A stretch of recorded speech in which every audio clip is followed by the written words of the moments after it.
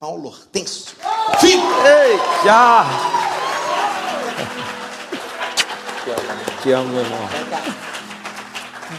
Meu Deus! Deixa eu dizer uma coisa para vocês. Não, vou dizer não. Não. Só se vocês quiserem que eu diga. Não.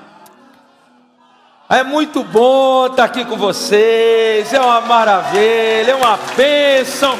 Família Power Church. Eu ia até tentar rasgar no inglês aqui, viu? Não, aí já é demais, gente. Eu estava até pensando em cantar. Você sabia que eu tinha preparado 2 músicas para, pelo menos um trechinho. Mas depois do Douglas, meu Deus do céu. Cadê o Douglas? Douglas, cadê você? Meu amigo, você arrebenta, gente. Olha que eu sou boneco de Olinda. Vocês não vão entender a piada. Porque boneco de Olinda é aquele bonecão que a gente tem no Carnaval de Recife. E ele só faz assim, ó. Mas quando você começou, eu comecei, ó. Saiu até um molejo, um negócio bom, cara. Maravilha dos céus. Gente, que atmosfera. Que ambiente agradável estar com vocês. Eu me sinto muito em casa, porque eu estou na casa de 2 amigos lindos. Bispo Damasceno, Daminha, para nós íntimos, Daminha e a Dani.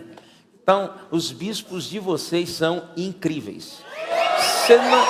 Vocês não fazem ideia como eles nos inspiram e como eles estão inspirando o Brasil. Que é um conselho, tratem muito bem. Eu sei que vocês já tratam. Porque eu vou te dizer, viu? O Brasil está atrás desses 2 aí, viu? É sério mesmo. Gente, queria que você abrisse a sua Bíblia aí em Atos capítulo 1. Enquanto você abre em Atos capítulo 1, eu vou pedir que alguém coloque aí aquela foto. Tem uma foto especial aí. Deixa eu explicar uma coisa para vocês aí. Você está vendo que família linda. Não é perfeita, mas é uma bênção. Eu casei com a mulher mais linda do mundo. Flavinha, minha esposa, é incrível. Ela veio hoje, só que ela veio no meu coração.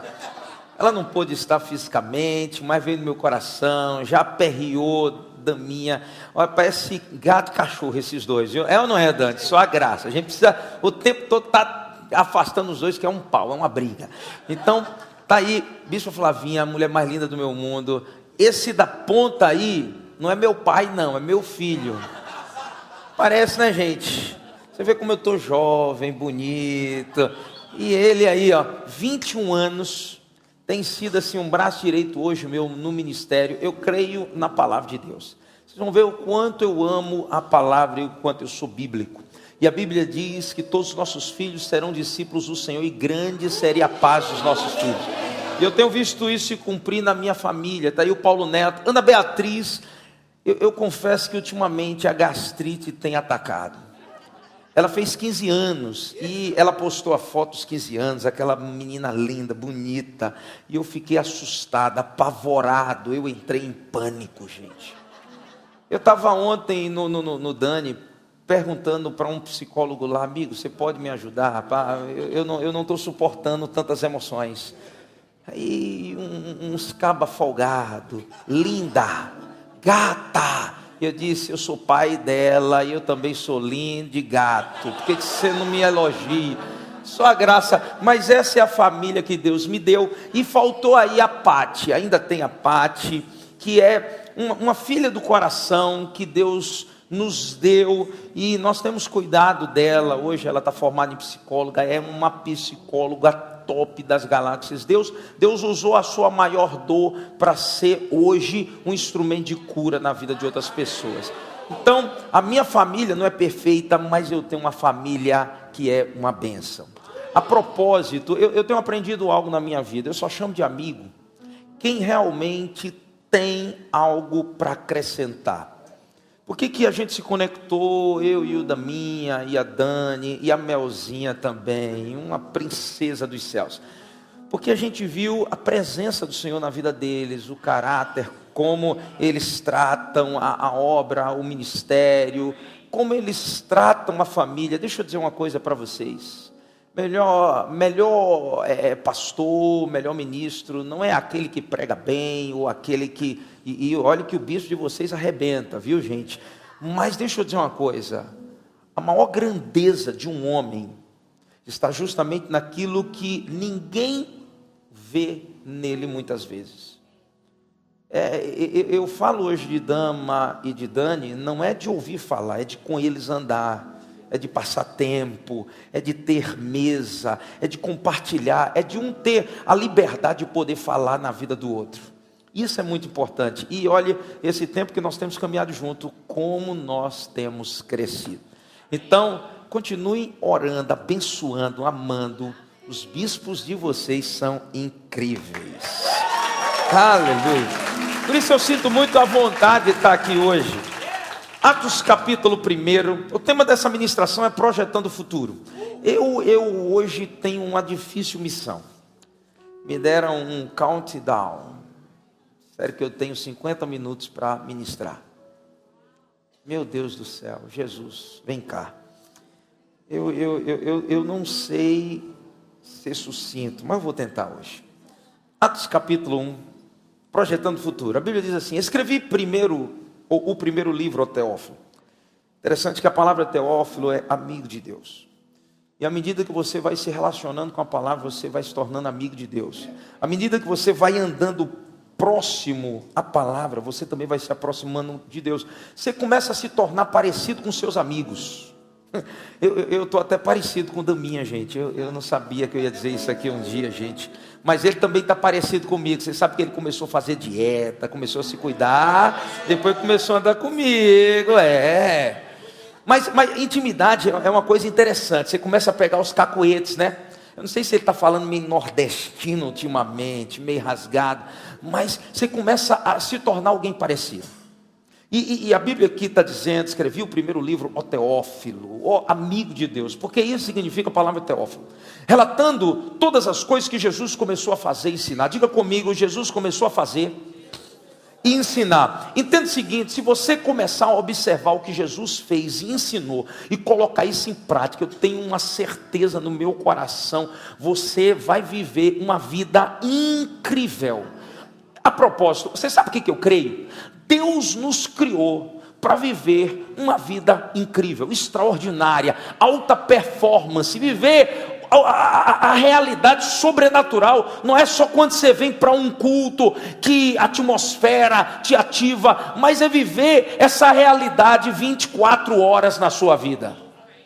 Deus tem vida abundante, não é só quando você ouve uma palavra que ativa algo dentro de você. Deus tem vida abundante 24 horas, porque Deus nos criou para andar com Ele sempre. Diga para você mesmo: Deus me criou para andar com Ele sempre. Por isso a palavra de Deus continua dizendo aqui: e até o dia em que, depois de haver dado mandamentos por intermédio do Espírito Santo aos apóstolos que escolheram, foi elevado às alturas. A estes também, depois de ter padecido, se apresentou vivo com muitas provas incontestáveis. Tem coisas que Deus faz e a gente costuma dizer que contra fatos não há o quê? Você não tem como discordar ou refutar algo que está comprovado diante de você. Por exemplo, você vê alguém vivendo um milagre incontestável. Não adianta você tentar dizer: eu não acredito, eu não creio, porque aquilo que você está ouvindo e vendo se torna uma comprovação irrefutável de que Deus é poderoso. Por um exemplo, Daminha estava falando aqui a respeito de generosidade. E ele não trouxe apenas aquilo que ele aprendeu com a palavra, mas ele traz também consigo algo que ele vivenciou. Na verdade, a palavra se encarnou. Lembra de João capítulo 1? A palavra de Deus diz: e o verbo se fez carne e habitou dentre nós, e vimos a sua glória como a glória do unigênito do Pai. Eles não tinham como dizer não é, porque eles estavam vendo. Deus ele costuma tratar-nos e alimentar a nossa fé dessa maneira, fazendo coisas que vai nos impedir ir na contramão da fé. Não tem como você dizer, olha, Deus não faz, porque quando Deus faz, Ele começa a consolidar as verdades que Ele deseja que nós venhamos a viver. Ei, diz para você mesmo, Deus vai consolidar verdades que Ele quer que eu viva para esse ano de 2022. Ei, não é quando 2022 chegar, é agora. Deus já está começando isso agora, porque enquanto você está ouvindo uma palavra aqui, milagres estão acontecendo, porque palavra é dabá, é poder de criação. Ei, palavra tem o poder de trazer à existência aquilo que não existe, como se já existisse. E a Bíblia continua dizendo aqui, e apareceu durante 40 dias, falando coisas concernentes ao reino de Deus. Porque essa é a atmosfera que nós vamos viver. É a atmosfera do reino. Você não vai esperar morrer para ir para o céu, para você viver o céu. Você já começa a viver o céu de agora. Diga para essa pessoa linda que está do seu lado, querido, comece a se acostumar com os céus que Deus traz a você, ou envia a você, a partir de agora. Eu creio nisso. Eu estou vivendo os céus agora. A minha família é um pedaço dos céus. O lugar onde você trabalha, a sua empresa é um pedaço dos céus. Mas bicho, o senhor não conhece a minha empresa. Eu não preciso conhecer a sua empresa. Eu preciso conhecer você. Porque é o que você carrega que muda a atmosfera. Você não é um termômetro. Você é um termostato que define a temperatura do ambiente. Ei, o lugar que você habita é parecido com aquilo que você carrega. Tem gente que diz, não, eu não quero ficar aqui, porque aqui é muito ruim. Ei, não existe lugar ruim, existe gente ruim. Se você carrega algo glorioso dentro de você, você começa a mudar o ambiente. Eu nunca vi as trevas prevalecer contra a luz. Eu nunca vi. Você quer ver uma coisa? Pega uma sala escura, liga um palito de fósforo. Meu irmão, você pode ter certeza, o feixe de luz vai invadir toda a geografia ali presente. Você sabe o que eu creio? Deus está te levantando como uma lâmpada nos lugares onde as trevas governavam. E não são as trevas que vão definir você, mas é você que vai definir o ambiente que você está sendo plantado. Eu quero ser um profeta sobre a tua vida hoje. Deus começa a partir de você mudar a tua família, mudar a tua empresa, mudar o lugar onde você está sendo plantado. Por isso eu quero começar algo e construir algo com você. Pelo menos eu quero tentar construir algo com você. Versículo 4 diz assim: comendo com eles, determinou-lhes que não se ausentassem de Jerusalém. Diga comigo, não se ausentem de Jerusalém. E olha o que o texto continua dizendo: mas que esperassem a promessa do Pai, a qual disse ele, de mim ouvistes. Eu acho interessante essa direção de Jesus. Por que Jesus disse para os discípulos, não saiam de Jerusalém? Não é simplesmente porque Jerusalém era a geografia do avivamento. Não é por causa disso. Mas é porque existia algo que precisava ser resolvido dentro dos discípulos ali naquele lugar. Jerusalém era o ambiente aonde tudo que aparentemente de ruim havia acontecido, todos os grandes problemas no ministério, na jornada de Jesus, começam em Jerusalém. Entenda, sair de Jerusalém era a decisão, humanamente falando, mais inteligente a se fazer, porque Jerusalém era a terra do problema, é a terra do medo. Você sabe o que eu tenho aprendido? Tem muita gente que vive debaixo de uma visão escapista. O que ele pensa? Ele pensa, eu vou fugir desse problema e eu vou me instaurar nesse lugar. Só que tem um problema. Certa vez, um mentor, eu conversando, abrindo meu coração, algumas lutas que eu estava vivendo na época, ele disse para mim uma coisa interessante: quando você foge do problema, o problema te alcança. Quando você foge do problema, O problema vai atrás de você. Sabe aquele dito popular: se correr o bicho pega, se ficar o bicho come? Só que com a gente é diferente. Se correr o bicho pega, mas se você ficar, você vai engolir o bicho. Porque essa é a chave. Olha, ei, olha para mim, presta atenção.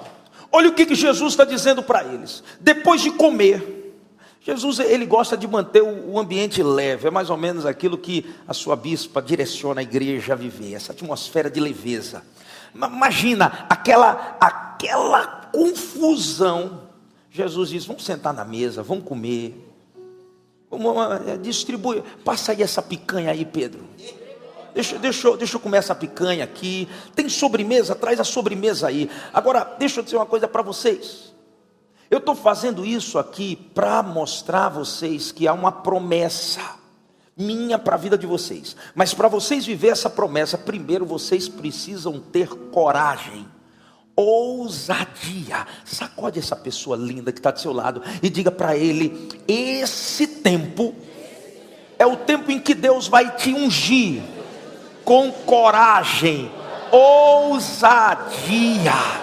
Ei, você sabe o que eu vejo aqui? O Espírito Santo dizendo para algumas pessoas: homem valente, mulher valente. E você está olhando e está dizendo: não é para mim, não, é para fulano que está atrás de mim. E Deus está dizendo: essa palavra é para você. Você é valente, corajoso, ousado. Você não vai fugir mais dos problemas. Pelo contrário, você vai se levantar e vai entender que se o problema surgiu para você, é porque você é a solução para esse problema.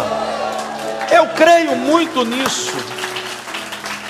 Ninguém vive o futuro que tem medo. Você só vive o futuro que você tem coragem para entrar nele. Ei, eu creio em algo. O futuro não é algo que vai acontecer, já aconteceu em Cristo Jesus. Porque tudo que Deus tem preparado para a tua vida, Ele já preparou. Você só precisa ir em direção ao futuro que Ele te revela. Mas você não pode ir com medo. Você tem que ter coragem. Porque é no lugar mais improvável que Deus vai te abençoar. Tem gente que está tentando fugir. Ah não, eu vou sair da empresa. Ah não, eu vou fechar meu negócio. O negócio está muito difícil. É no tempo da dificuldade que Deus revela a tua grandeza. Você sabe por quê? Porque é na dificuldade que você descobre o que Deus colocou dentro de você. Então diga para você mesmo: eu vou confrontar os meus medos. Eu vou avançar para o futuro que Deus já criou para a minha vida. Por isso a promessa de Deus é: não fuja, em frente. Diga comigo: não fuja, em frente. Imagina se José tivesse fugido no Egito na primeira oportunidade. Ele fica. E porque ele fica, ele tem um filho por nome Efraim. Você sabe o que significa a palavra Efraim? Diz assim: Deus me fez frutífero na terra da minha aflição. Ei, Deus não quer te prosperar num lugar fácil. Deus quer te prosperar num lugar difícil. Porque no lugar fácil é você, mas no lugar difícil é Deus agindo na tua vida. É no deserto que Deus abre caminhos. Ei, deixa eu dizer uma coisa: tem gente querendo fugir da fornalha e perder a experiência mais gloriosa que ele poderia viver, que é ter Jesus com ele dentro da fornalha. Tem gente que quer fugir da cova dos leões. Entenda, essa cova é a tua promoção. É quando você enfrenta os seus medos que o Espírito de Deus se manifesta em você. A propósito, medo é um espírito. E sempre há um embate, um conflito de reinos. É interessante que você pega Juízes capítulo 6 e você vê Deus falando com Gideão. Deus chama Gideão de valente e na verdade Gideão é um covarde. Mas porque Deus deu uma palavra de destino a ele, ele decidiu viver aquela palavra de destino. E a Bíblia diz que eles enfrentavam um povo por nome midianita. Você sabe o que significa a palavra midianita? Significa conflito. Ei, o que você vê aqui é apenas a matéria, mas há um conflito entre reinos aqui. Por isso que Jesus fala aqui, espere a promessa. Por quê? Porque ele estava conversando com os discípulos, no versículo 3, algo concernente ao reino de Deus. Diga comigo, algo concernente ao reino de Deus. Ainda que você esteja fisicamente no reino físico, espiritualmente você já está assentado com Cristo nas regiões celestiais. Você não é cidadão desse reino físico, você é cidadão de um reino espiritual. Por isso, quando você vai batalhar, você tem que batalhar de maneira espiritual. As armas da nossa milícia não são carnais, mas sim poderosas em Deus, para destruir fortalezas e sofisma. O que é sofisma? É um argumento contrário à palavra. Por isso a maneira de você vencer, Paulo vai dizer, é levando cativo todo pensamento ao conhecimento da palavra de Deus. Você tem que comer a Bíblia, se alimentar da Bíblia, declarar a palavra o tempo todo. Ei, toca nessa pessoa que está do seu lado e diga para ela, declare a palavra de Deus. E essa palavra vai ser a chave para mudar a tua história. Por isso é um conflito de reinos. Por isso o medo é um espírito. Mas a minha pergunta é, como o bispo Damasceno disse, que frequência você está se movendo? O que você está ouvindo? Qual é o espírito que habita em você? Qual é o espírito que governa o seu interior? 2 Timóteo capítulo 1, versículo 7, o apóstolo Paulo vai dizer que Deus não nos deu o espírito de covardia. Diga comigo, Deus não me deu o espírito de covardia.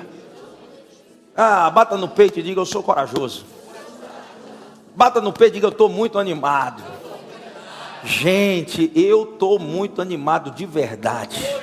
Sabe por quê? Porque Deus não vai terminar esse ano de 2021 sem antes cumprir todas as promessas que Ele deu para a minha vida. Eu creio nisso. Você não se move pelo espírito desse mundo, você se move pelo Espírito do Senhor. 1 João capítulo 4, verso 4, a palavra de Deus diz, maior o que está em mim do que aquele que está no mundo. Diga comigo, maior é o que está em mim do que o que está no mundo. Então, viver com medo é você perder as oportunidades da vida. O que Jesus estava dizendo é, se vocês fugirem de Jerusalém, vocês vão perder a oportunidade de receber o Espírito da promessa. Tem muita gente perdendo as oportunidades da vida porque estão fugindo com medo dos problemas. Deus não vai colocar um problema diante de você que você não possa solucionar. Deus não envia tentação que seja maior, ou provação, ou exame que seja maior do que você possa resistir. 1 Coríntios capítulo 10, versículo 13. Então todo problema que surge, já tem uma solução dentro de você que Deus já botou. Ei, eu vou repetir isso, todo problema que surge, já tem uma solução dentro de você que Deus colocou. O que você precisa fazer é ter coragem para enfrentar o problema. E quando você tem coragem para enfrentar o problema, isso se torna a promoção da sua vida. A oportunidade que você entra, oportunidades não podem ser passadas, deixadas passar. Pelo contrário, nós temos que abraçar. Ei, lembra de Davi? Você acha que era Davi que tinha que receber aquela promessa? Não, eram os irmãos dele, porque quem estava primeiro no fronte ali eram os irmãos. Ei, os irmãos eram muito mais capazes, muito mais preparados, muito mais habilitados, sim ou não? Tem gente melhor do que você, mas que não tem o espírito que você tem. Pega essa chave aí. Tem gente melhor do que você, mas não tem o mesmo espírito que você tem, o espírito de coragem. Davi, quando chega diante daquele gigante, todo Israel tremia, mas Davi estava lá corajoso, dizendo, qual é o problema? Como diz o nordestino, qual a bronca? Já estou com o meu badoque aqui, quem vai correr é ele, não sou eu. Qual é a recompensa? A recompensa é essa, estou dentro, é para mim, não vou perder essa oportunidade. Foi lá, derrubou o gigante, arrancou a cabeça dele e usou a espada do gigante para o resto da sua vida, porque a espada de Golias se torna a espada de Davi. Ei, deixa eu dizer uma coisa, a espada que o teu problema está usando para te destruir, vai ser a espada que você vai usar para o resto da vida, para prosperar, para crescer, para avançar, para viver o teu projeto de vida. Deus já tem um futuro preparado para você. Entenda isso. Meu Deus. Eu estou só no primeiro ponto, filho. Sabe, eu fico pensando o seguinte: qual o seu maior problema? Tem gente que diz que o problema é o diabo. Gente, eu sou mordido com gente que vê diabo em tudo. Você já parou? Você já conheceu gente que ele já entra no lugar assim, ó. Ele não pode ver qualquer coisa, é do diabo. O diabo só criou uma coisa, a mentira. O resto foi Deus. E tudo que Deus criou é muito bom. Ei, diga para a pessoa que está do seu lado, é muito bom. Você está casado? Quantos casados aqui? Está do lado da esposa. Você está do lado da esposa, olha para ela e diz: uau, você é muito boa, gostosa. Eita, isso aqui eu não posso dizer no altar, não? Meu Deus do céu, eu estou pensando que eu estou em casa, gente. É muito bom. Só que tem gente que vê o diabo em tudo. Você sabe qual é o segredo para você vencer o diabo? É você não correr dele, é você ir para cima dele. Olha o que diz, a palavra de Deus diz lá em Tiago, capítulo 4. A palavra de Deus diz: sujeitai-vos, pois, a Deus. Se submeta. Se você está submisso à palavra, amando a palavra, seguindo a palavra, a Bíblia diz: sujeitai-vos, pois, a Deus e resisti o diabo. Você sabe o que significa a palavra resistir? É se colocar no caminho. É Satanás dizer: eu vou entrar na tua casa, eu vou fazer um saceiro, eu vou arrebentar com tudo. Você diz: aqui não, brother. Aqui é território do Espírito Santo. Porque Josué capítulo 1, a palavra de Deus diz: onde pisar a planta do teu pé, eu te dou por herança, pertence a você. Então aqui você não passa não. Pelo contrário, quer saber de uma coisa? Bate em retirada. E você vai chutar a cara do cão, como a turma diz lá no Nordeste. E ele vai ter que bater em retirada.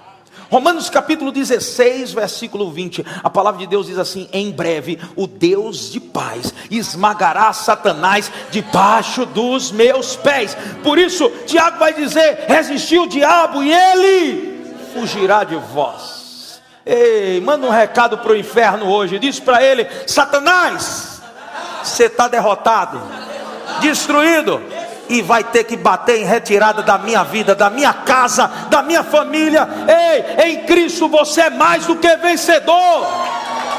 Então não recue. Você não é medroso, você é corajoso.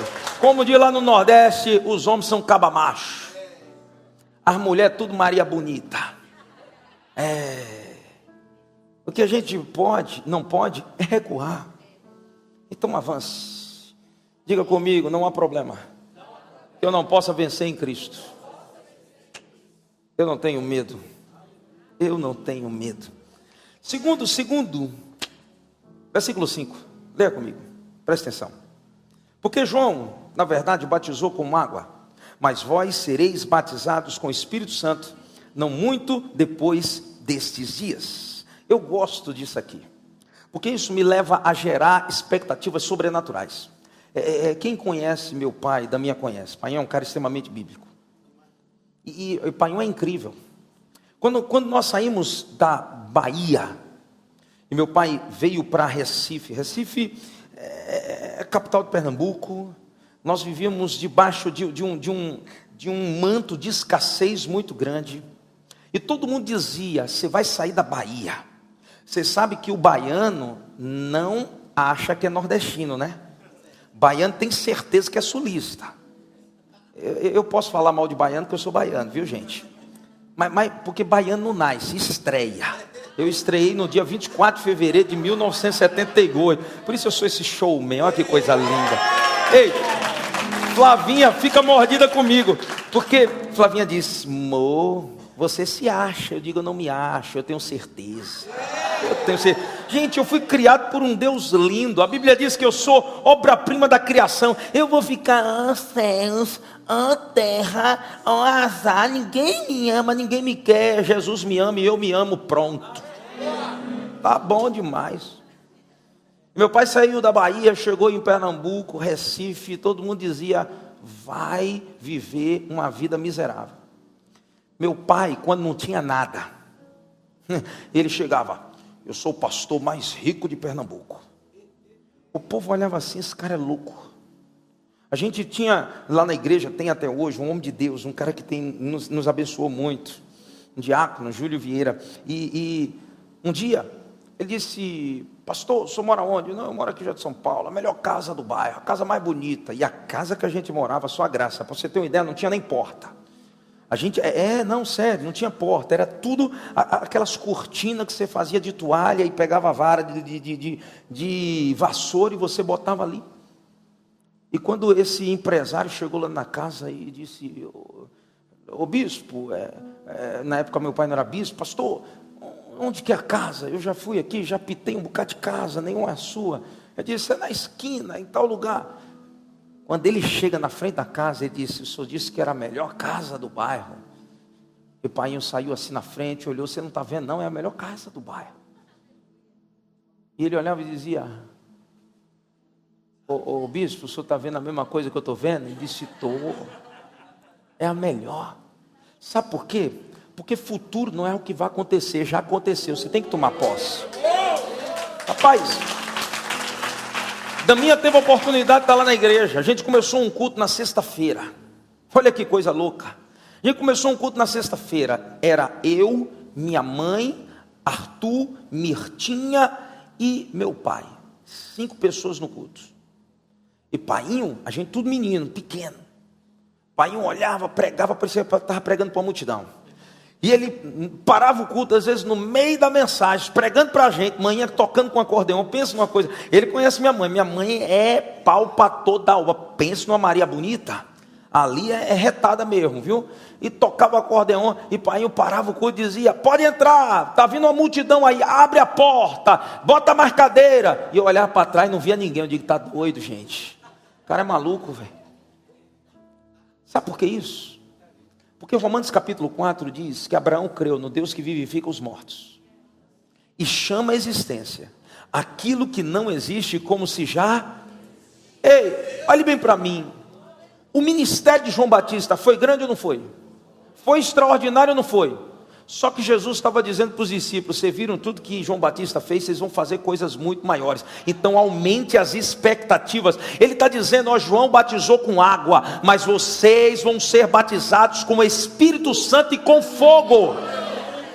Ei, Jesus chega para os discípulos e diz: vocês estão com uma mentalidade muito pequena, vocês estão pensando pequeno, pense maior. Ei, vocês viram o que eu fiz, vocês vão fazer o que eu fiz, e vocês vão fazer obras muito maiores. Ei, quando eu vejo essa casa aqui, eu não vejo apenas 4 paredes que comportam 600, 700, 800 mil pessoas, mas sabe o que eu vejo? Eu vejo uma igreja sem paredes, que vai se espalhar, não só pelo Brasil, ou por Belo Horizonte, Minas Gerais, mas que vai alcançar o mundo. Ei, escuta o que eu vou dizer. É por isso que vocês já têm um nome que todo mundo acha estranho, esquisito, mas que comunica em qualquer língua. Isso é profético. Eu não sei se você pode abraçar e pegar essa palavra, mas isso é profético, porque Deus vai mandar os filhos dessa casa para invadir o mundo e derramar o poder do Senhor na vida de outras pessoas. Vocês carregam algo incrível. Então entenda, é um futuro visível. Feche seus olhos durante 5 segundos e veja o futuro que Deus está te mostrando. É muito maior do que o que você consegue ver hoje, é muito maior do que você experimenta hoje, é muito maior, creia nisso. Paulo vai dizer em 1 Coríntios capítulo 2 versículo 9: nem olhos viram, nem ouvidos ouviram, nem se passou pela mente do homem, é aquilo que Deus tem preparado para aqueles que são seus. Eu vejo algo muito maior nascendo. Eu falava com Daminha logo no início, eu disse: cara, é incrível o que Deus está fazendo com a Power. É impressionante o que Deus está fazendo. Porque como pode uma igreja com tão pouco tempo, com um nome que não é convencional, Um pastor que não é convencional nem um pouquinho, gente. Ainda bem que tem a Dani. Oh, glória! Gente, e Deus fazer o que está fazendo. Gente, quer um conselho? Alarga as suas tendas. Estenda o toldo da sua habitação. Não impeça o que o Espírito quer fazer. Deus levanta vocês aqui numa unção de multiplicação, de crescimento. É isso que está derramado sobre a vida de vocês. Crescimento financeiro, crescimento artístico. Gente, é muito à frente do seu tempo. É você pisar no futuro. Quando um pastor chega aqui e diz: olha, nós louvamos a Deus pela vida dos nossos artistas, porque Ele está simplesmente redimindo aquilo que o diabo um dia não conquistou. O diabo não conquista nada. Satanás é um derrotado.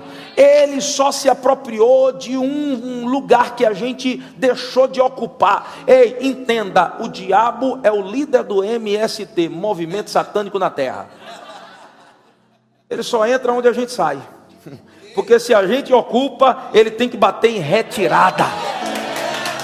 Por isso eu vejo aqui pela fé, tudo que vocês fazem é com excelência. Eu vejo pela fé Deus levantando artistas, empresários, bilionários, gente com a mente acima do seu tempo. Ei, Deus vai te dar uma unção de grandeza. Algo ardendo no meu coração hoje. Ei, se o teu sonho não te assusta, é porque não é de Deus. Quando o sonho é de Deus, dá um frio na barriga. Deixa eu dizer, e se Deus não intervir, é loucura o que você está pensando. Se o que você está pensando para essa próxima década, esses próximos anos é uma loucura, você está no caminho certo. Deus gosta de gente doida e eu provo isso. Paulo vai dizer que a loucura de Deus é mais sábia do que a sabedoria dos homens. Paulo vai dizer que Deus pega as coisas que não são para confundir as que são. Deus pega um moleque por nome José, e José começa a contar o seu sonho ao seu pai. O pai chamou ele de sonhador, é doido. Contou para os seus irmãos disseram: é maluco. E deixa eu dizer uma coisa, Deus gosta de gente maluca. Porque o que é fé?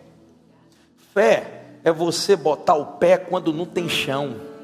E você ter a certeza que quando eu botar o pé, Deus vai criar o chão, aleluia. Então quer um conselho? Receba esse espírito de grandeza. Olha bem para mim. Jesus está falando para os discípulos. Os caras nunca tinham saído da sua geografia. O máximo que eles tinham feito é pescado peixe. Deus pega esses caras que eram pescadores de peixe e levam para o redor do mundo. Todo mundo é ministrado pela vida deles. Até hoje você é impactado pela vida dos discípulos. Gente que quando começou a contar o que viu e ouviu de Jesus, todo mundo se escandalizou.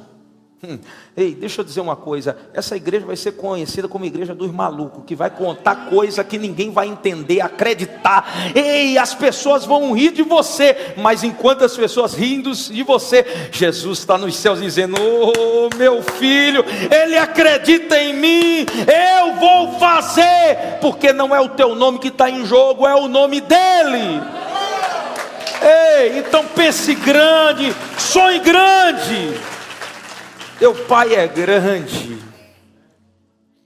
Terceiro, versículo 6. A Bíblia diz assim: então os que estavam reunidos lhe perguntaram: Senhor, será que este é o tempo em que tu irás restaurar o reino de Israel?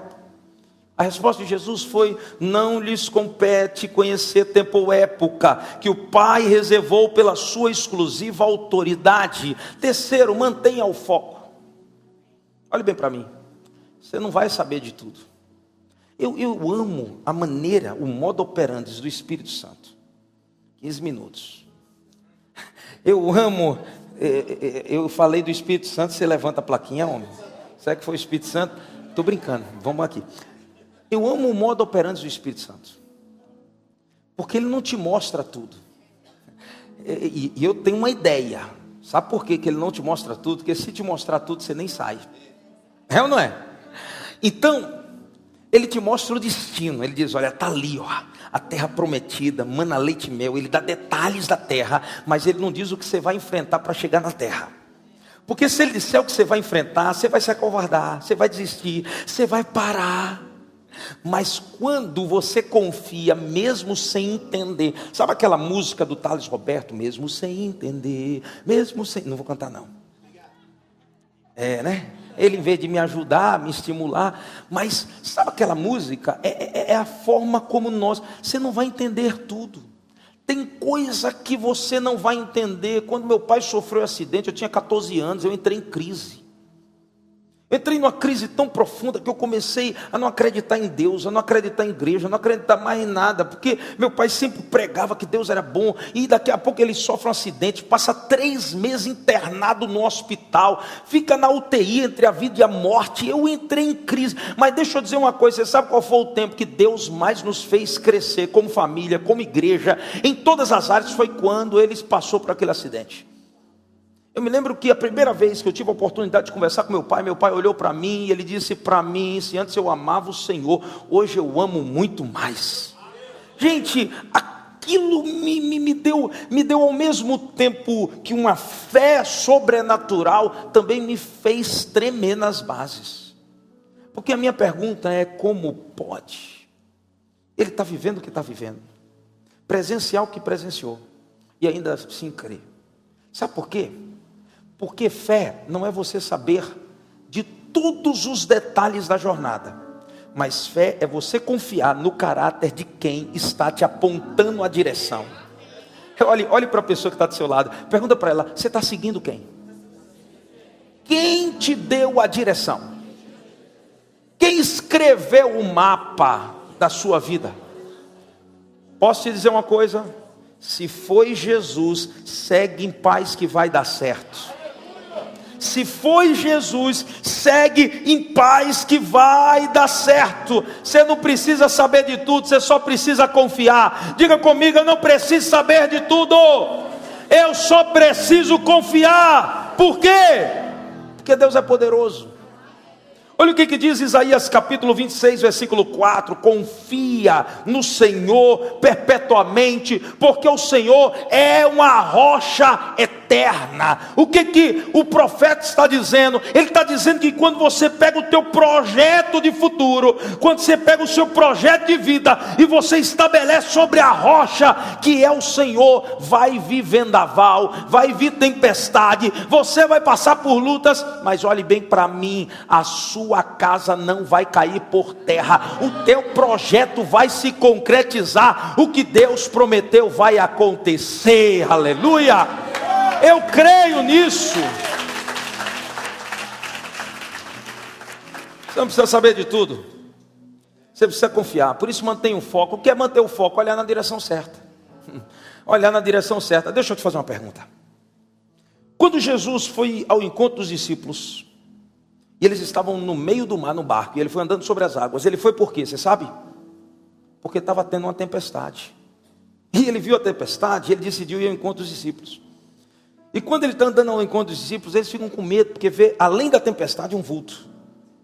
E a Bíblia diz que eles começaram a gritar, e Jesus acalmou o coração dele. A primeira coisa que Jesus disse foi, não tenham medo.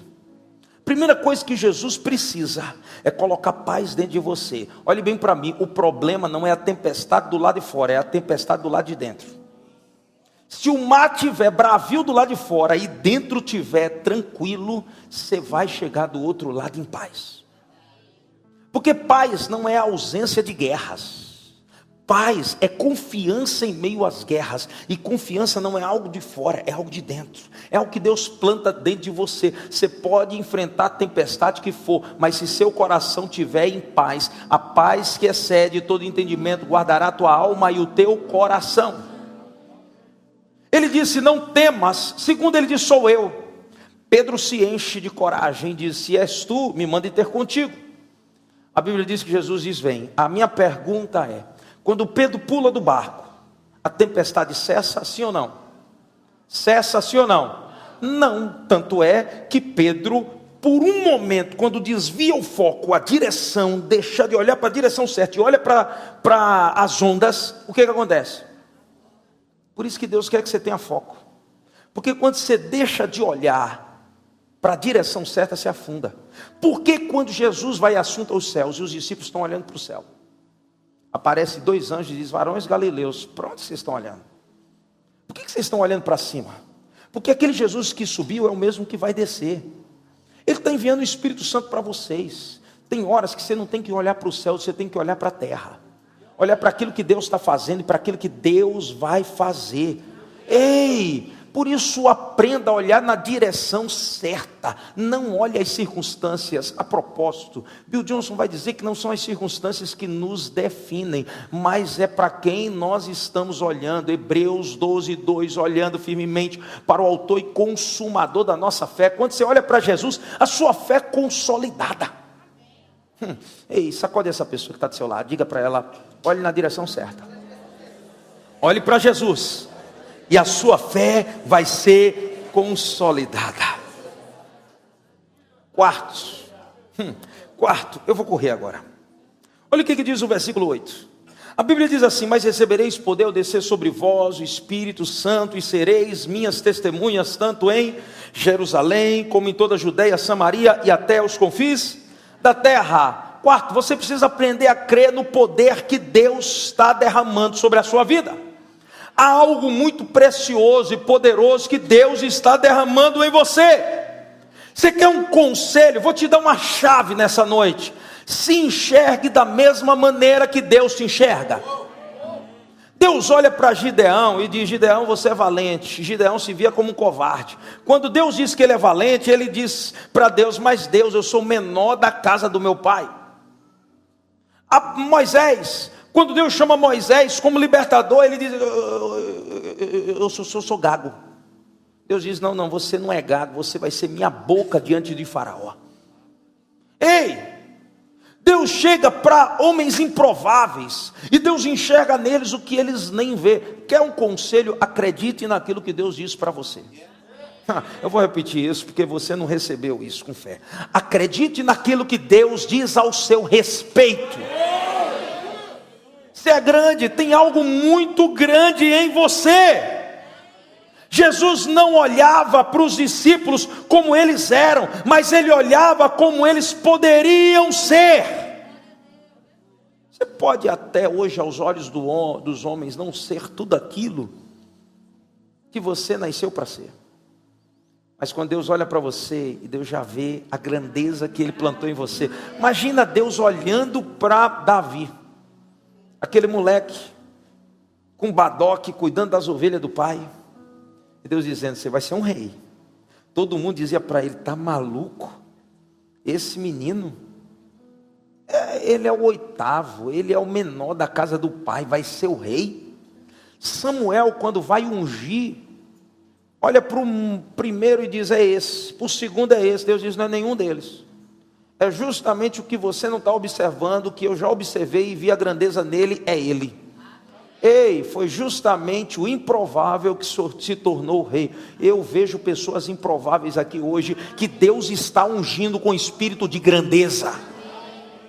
Ninguém acredita em você, mas Deus acredita naquilo que Ele derramou sobre a tua vida. Quem é o maior improvável aqui? É Pedro. O nome dele era Simão. Você sabe que é Simão inconstante. E ele diz: tu não mais se chamarás Simão, mas Pedro.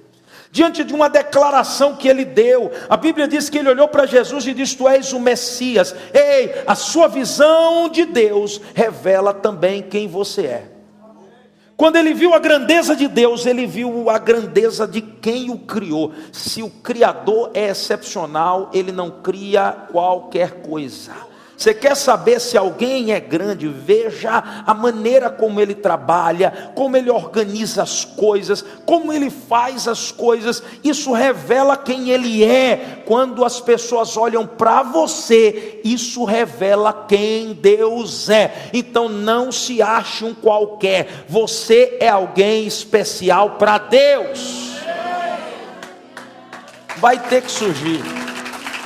Isso vai ter que sair de dentro de você. porque ele acreditou em quem ele era. A Bíblia diz que ele se tornou um fortalecedor dos seus irmãos. Pedro, Satanás te pediu para te peneirar. O diabo quer destruir tua vida. Mas como o bispo Damasceno ministrou aqui hoje, o diabo veio matar, roubar e destruir, mas Deus veio te dar vida e vida em abundância.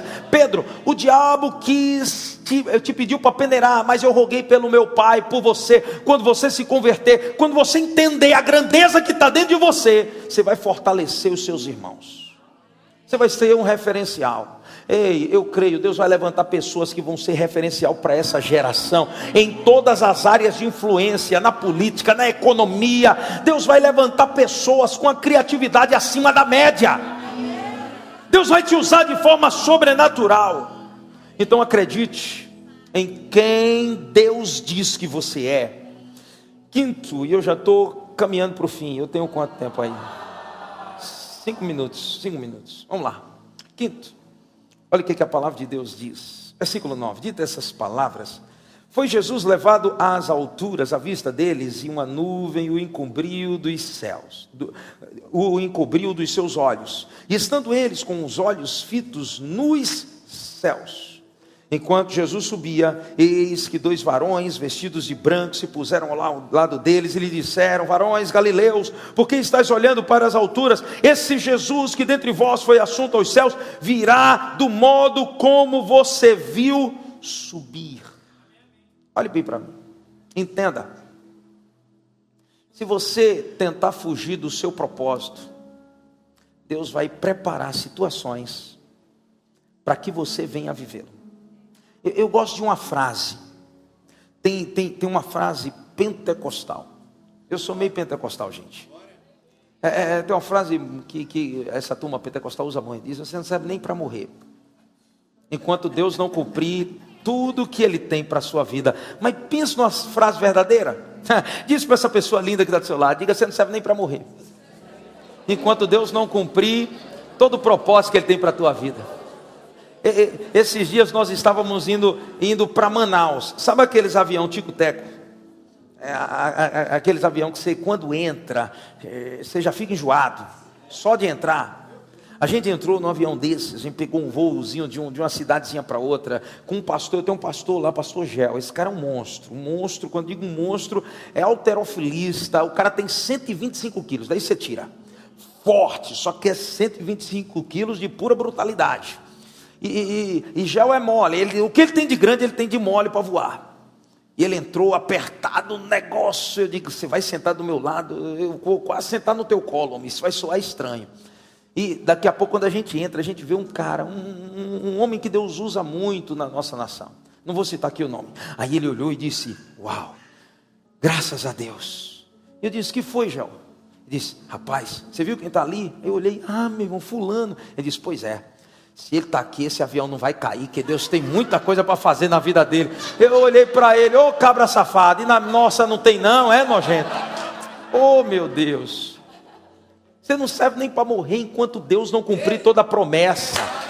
Ei, olha bem para mim, antes de aplaudir, olha para mim. Você venceu coronavírus, você venceu crise, você venceu batalha. Quantas coisas você não venceu? Alguns de vocês foram desenganados e hoje você está aqui. Sabe por quê? Porque Deus está mandando um recado para você: se eu te trouxe até aqui, eu vou te levar até o fim. Filipenses 1:6, aquele que começou a boa obra em vós há de completá-la até o dia de Cristo Jesus.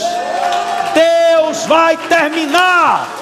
Ei, foi profetizado aqui hoje: melhor é o fim das coisas do que o seu começo. Ah, como eu tenho uma expectativa. Eu celebro o que Deus fez até agora, mas eu sei que Deus tem coisas muito maiores. O meu futuro é maior do que eu posso imaginar. O que Deus projetou para mim é maior do que eu posso imaginar. Ei, Eliseu Alves, um filho do coração, ele é discípulo nosso lá, e ele tem uma música, e naquela música ele diz assim: Deus sonhou comigo e Ele me mostrou o futuro, e eu estou indo morar lá.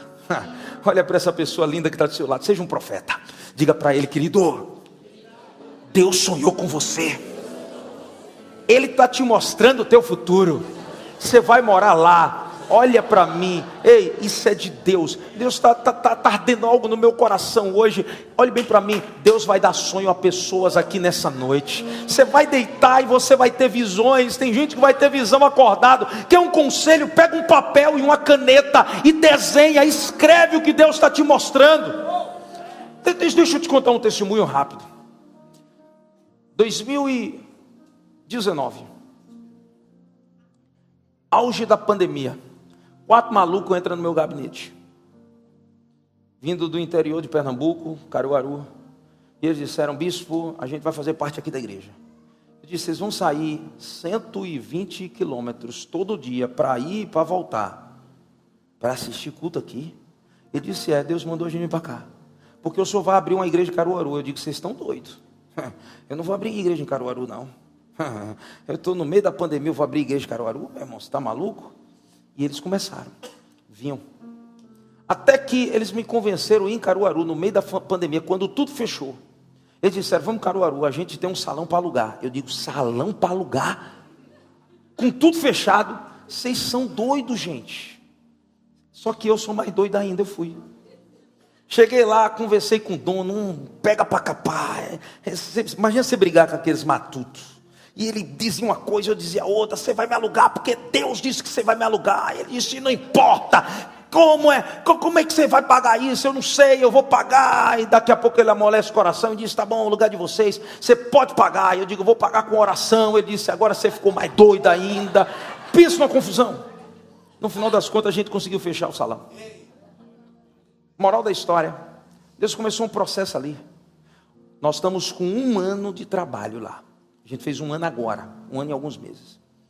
Eu batizei dezenas de pessoas. A mãe de um desses rapazes se converteu na pandemia pelo Campus Online. Ainda não terminei, não. Nós todo ano liberamos o livro dos sonhos para a igreja. É um livrinho onde você vai escrever os seus sonhos nas 3 áreas importantes da sua vida. Na última página, nós temos uma página em branco que você vai desenhar o futuro que você espera. E essa mãe tinha um problema na família, uma briga há anos que, humanamente falando, era impossível. E ela foi e desenhou. Ela desenhou uma mesa com os filhos à disposição de tudo como ela acreditava que ia acontecer. No dia do batismo dela, ela chegou para mim e disse: bispo, deixa eu te contar uma coisa. Lembra o livro dos sonhos? O desenho que Deus me deu, eu fiz igualzinho. Com pouco tempo depois, o que Deus tinha me mostrado em visão, e eu tinha desenhado, eu vivi dentro da minha casa. Quando eu olhei e eu vi a cena, eu lembrei da visão que Deus me deu e do desenho que Ele me deu. Deixa eu dizer uma coisa para você. Ainda essa semana, Deus vai dar visões a pessoas. Você vai desenhar a empresa que Deus vai te dar, o negócio que Deus vai te dar. Você vai ter sonhos. E o que Deus te mostrar, não tenha medo de desenhar. E não tenha medo de acreditar. Porque isso não é algo que vai acontecer. É algo que já aconteceu em Deus. Porque o teu futuro já existe. O teu futuro já existe. Por último, e agora eu estou terminando. Estou terminando. Por isso, creia no futuro que Deus nos revela. Olha o que a palavra de Deus diz, versículo 8, parte B. E vocês serão minhas testemunhas, tanto em Jerusalém, Samaria, Judeia e até os confins da terra. Eu gosto de como Marcos encerra o seu evangelho. Capítulo 16, versículo 20, Marcos encerra assim: e eles tendo partido, eles receberam a visão e o que é que eles fizeram? Partiram. Eles foram cumprir. Sacode essa pessoa que está do seu lado e diga para ela: hoje à noite você vai partir, você vai cumprir, você vai fazer o que Deus te mandou fazer. Olha o que a Bíblia diz: e eles tendo partido, pregaram em toda parte, cooperando com eles o Senhor. Diga comigo: cooperando com Ele, o Senhor. olhe bem para mim, você sabe quem é que vai realizar esse projeto com você? É o próprio Deus. Você tem um cara top do lado de vocês, o próprio Deus está dizendo: eu me responsabilizo, eu assumo o BO. Ele está dizendo: olha, o que tiver de ser pago, eu vou pagar. Deus já tem tudo que você precisa. Cooperando com eles, o Senhor, e confirmando a palavra por meio de sinais que se seguiam. Deus vai confirmar cada palavra, Deus vai confirmar cada ideia, Deus vai confirmar cada sonho. Vocês vão ficar surpresos quando o telefone tocar e que você atender, alguém dizer aquilo que Deus tinha falado contigo. Você vai dizer: meu Deus, Deus está confirmando. Você vai ficar impressionado com os milagres que Deus vai fazer, para mostrar a você que você está no caminho certo, que tudo que você precisa, você tem nele. Agora eu queria que você ficasse de pé. Eu quero rapidamente orar por você. Olhe bem para mim. Quem diria que aqueles homens iriam viver tudo aquilo? Gente, lê Atos dos Apóstolos. Quem diria, por exemplo, que Pedro, um cara inconstante, Douglas, chegasse antes de um coxo, um aleijado, e o aleijado dissesse: me dá uma esmola, e ele olhasse para ele e dissesse: eu não tenho prata nem ouro, mas o que eu tenho é muito maior, e eu te dou. Em nome de Jesus o Nazareno, levanta-te e anda. E aquele homem começa a andar, e todo mundo começa a dizer: não tem como refutar esses sinais. Vai acontecer com você também. Quem diria que eles iam viver o que eles viveram? Quem diria que Paulo ia viajar o mundo inteiro, ia visitar toda a Ásia Menor, Maior, ia levar a palavra, e essa revolução chegasse até nós? Mas ela não chegou até nós para parar em nós. Ela chegou até nós para continuar a partir de nós. A partir de nós os milagres continuam. A partir de nós o Espírito Santo continua atuando. Eu não sei nem como terminar hoje à noite, de verdade. Mas eu queria que você colocasse a sua mão no coração rapidamente. Eu quero liberar algo sobre a vida de vocês. Eu quero liberar algo sobre a vida de vocês. Eu creio que nós carregamos algo, e aquilo que a gente carrega não é para nós, é para ser derramado sobre as vidas. Coloque a mão no seu coração, feche seus olhos. Espírito Santo, nós te amamos. Nós amamos a tua presença, e tu estás aqui nessa noite, Espírito Santo. Há uma realidade espiritual palpável diante de nós, Senhor. Há uma ativação profética diante de nós, Senhor.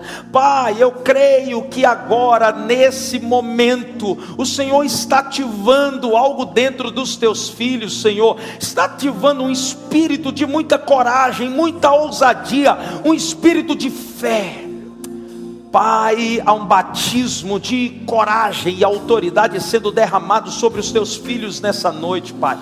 Eu creio que nessa noite o Senhor está ativando os sentidos espirituais, abrindo os olhos, Pai, a pessoas que terão visões do futuro que Deus reserva para ele, porque esse futuro não vai acontecer, já aconteceu em Ti, meu Pai. Abre os olhos dos teus filhos para que eles vejam. Pai, eu creio, Senhor, que a audição, os ouvidos estão sendo destampados, e eles estão ouvindo agora a voz do Espírito falando em particular com cada um deles, Senhor, revelando, Senhor, aquilo que eles devem fazer, como eles devem se mover. Assim como o Senhor orientou os discípulos, o Senhor também os orienta nessa noite, Pai. E em nome de Jesus, eu os libero, Senhor, para que eles possam viver, Senhor, dias incríveis. 2021 ainda não terminou, Pai, mas pela fé, eu creio, Pai, que o Senhor está os habilitando para entrar 2022, Senhor, com a bagagem necessária. Eles vão deixar a bagagem que não é necessária, eles vão abrir mão do medo, eles vão abrir mão da covardia, eles vão abrir mão da incerteza, e eles vão se apropriar do Espírito do Senhor. Eles vão receber a autoridade para avançar, para construir e para viver o futuro que Deus tem para eles, Pai. No nome de Jesus, eu oro, ativando, Senhor, o futuro, ativando, Senhor, a autoridade, ativando, Senhor, a visão daquilo que o Senhor tem para eles, Pai. Em nome de Jesus, amém, amém, aleluia.